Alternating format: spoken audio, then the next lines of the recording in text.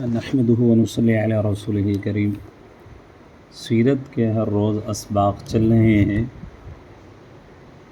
آج سبق نمبر 4، رسول کریم صلی اللہ علیہ وسلم کی پیدائش۔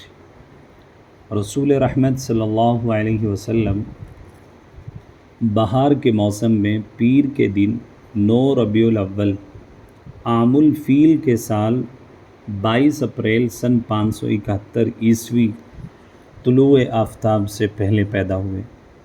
روایتوں میں 12 ربیع الاول بھی پیدائش کی تاریخ لکھی گئی ہے۔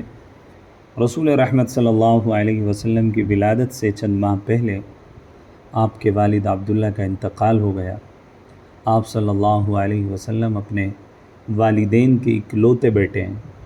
آپ صلی اللہ علیہ وسلم کی پیدائش کی خبر سنتے ہی دادا عبد المطلب بہت خوش ہوئے، گھر میں آئے۔ جس وقت عبد المطلب آپ صلی اللہ علیہ وسلم کی ولادت کی اطلاع ہوئی، عبد المطلب حتیم میں بیٹھے ہوئے تھے اور آپ صلی اللہ علیہ وسلم کو بیت اللہ میں لے گئے اور دعا مانگ کر واپس لائے۔ 7ویں دن عقیقہ کیا اور قریش کے لوگوں کو دعوت دی۔